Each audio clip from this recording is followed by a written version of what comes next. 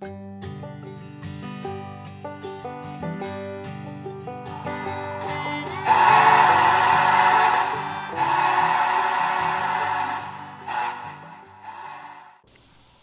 just wanted to add here before I lose your attention.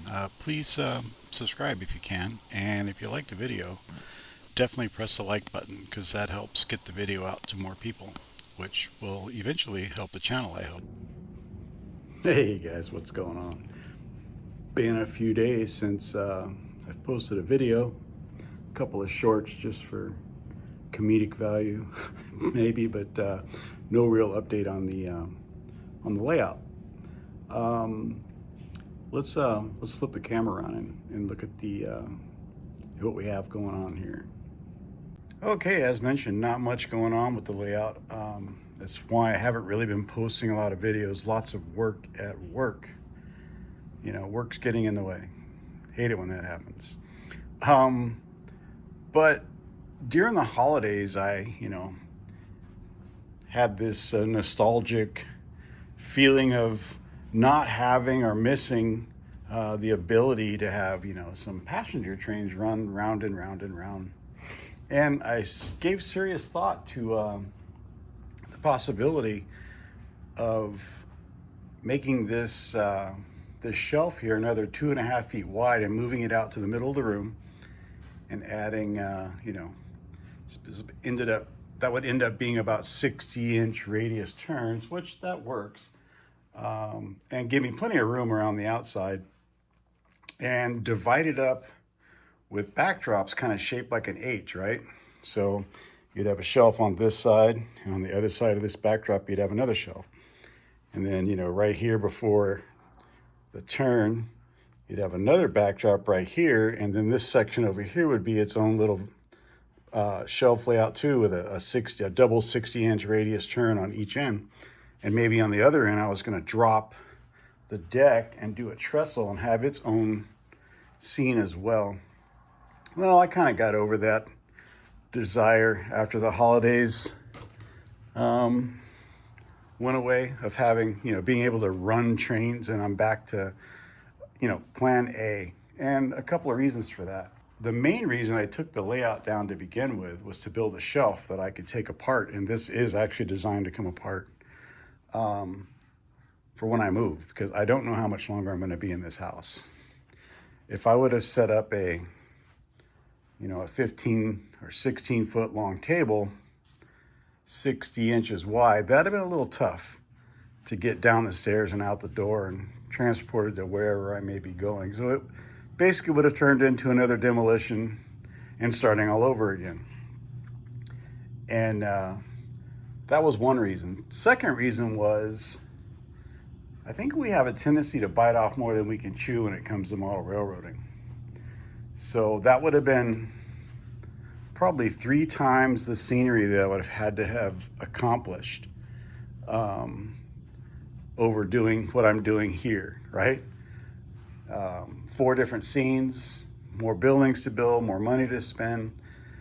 So yeah, I mean, once I sat down and let a little, logic kick in, I decided, yeah, that's not what I want to do. Let's go back to what the original plan. So yeah, change the layout structure a little bit so that this can be used as a switching layout.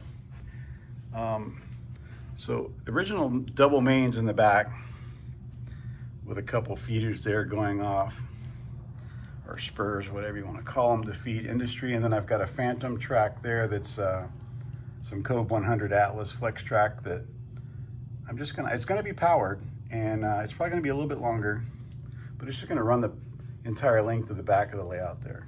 Track to nowhere, basically, but that's fine. But anyway, yeah, the double main here, and no, the signal lights and stuff like that are not staying. I just put things on here so that I can try it out and see, spacing and see how it would look, and etc.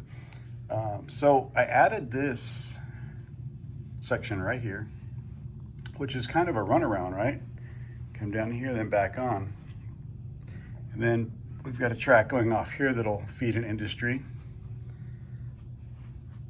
And then this track comes down here, and it will feed the roundhouse structure, which will be here. There'll be a 4x4 extension on here.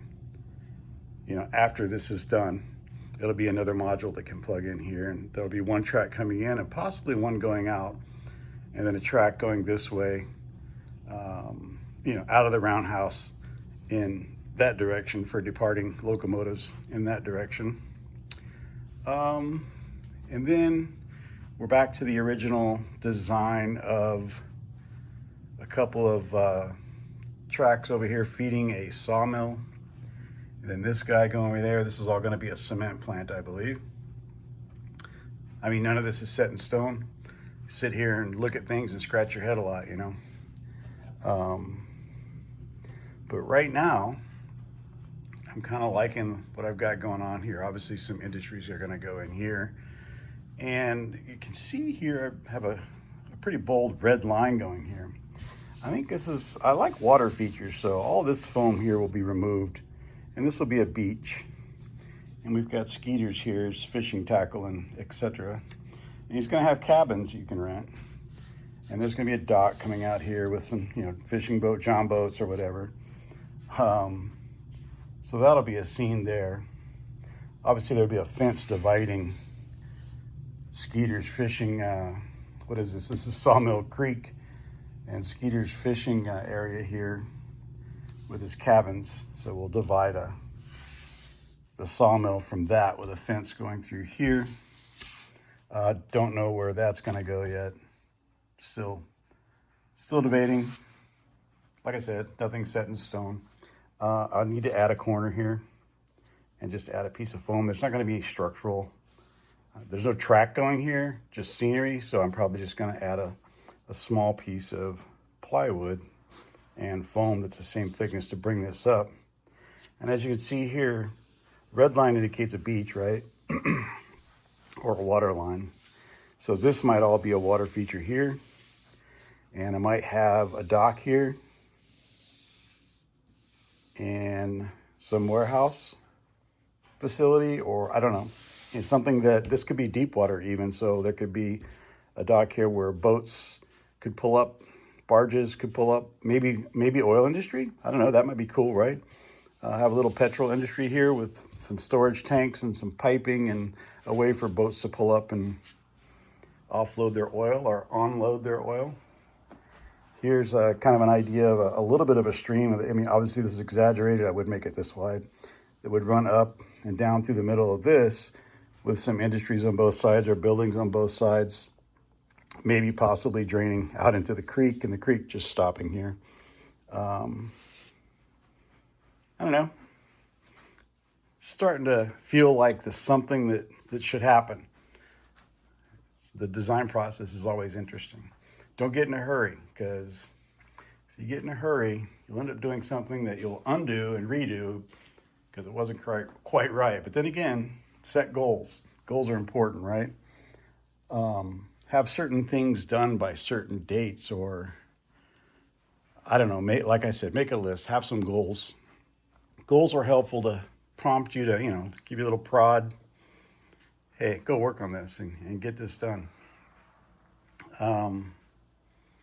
I saw a deal where a guy with my little bridge to nowhere there, he stuck a mirror under there. And that worked out pretty cool. So I'm gonna find a mirror that's as high as that bridge that'll go back there, and it'll just make the tracks look like they're, you know, going off into the Wild blue yonder, or I don't know, more tracks to nowhere. But yeah, I guess, you know, like I said, when you're doing this, take your time, think it out, do it, redo it temporarily.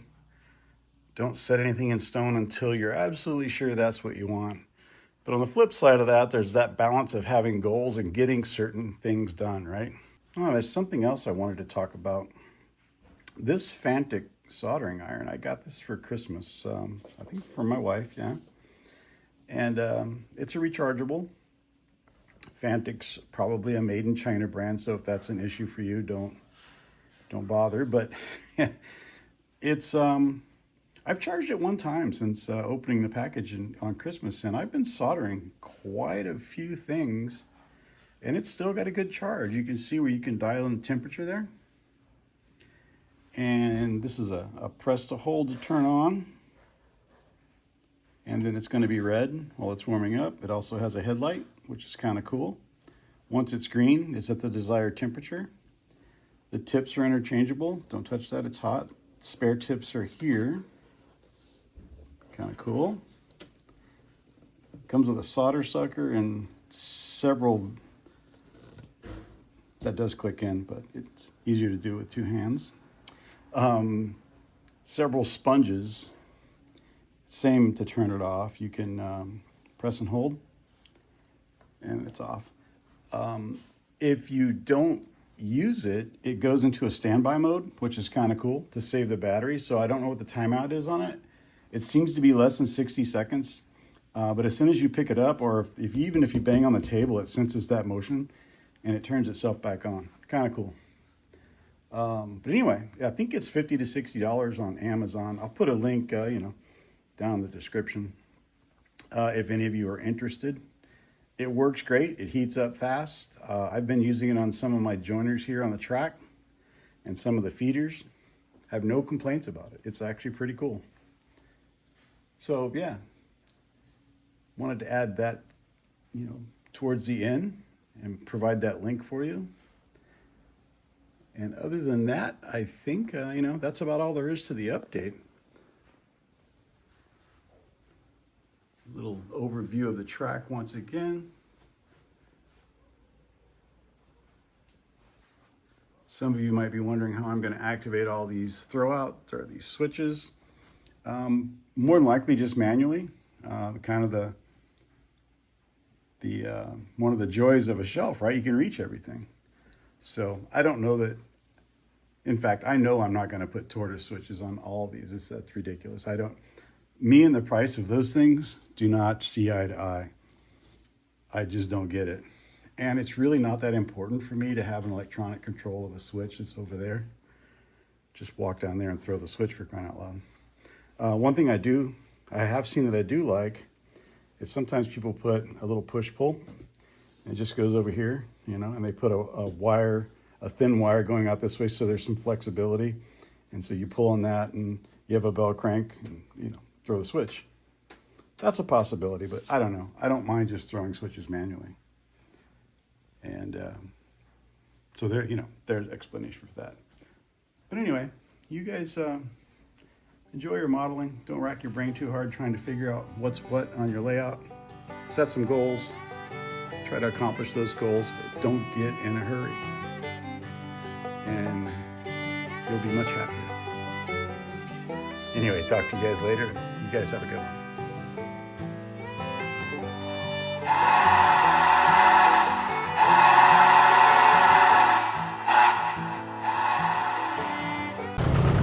Target locked.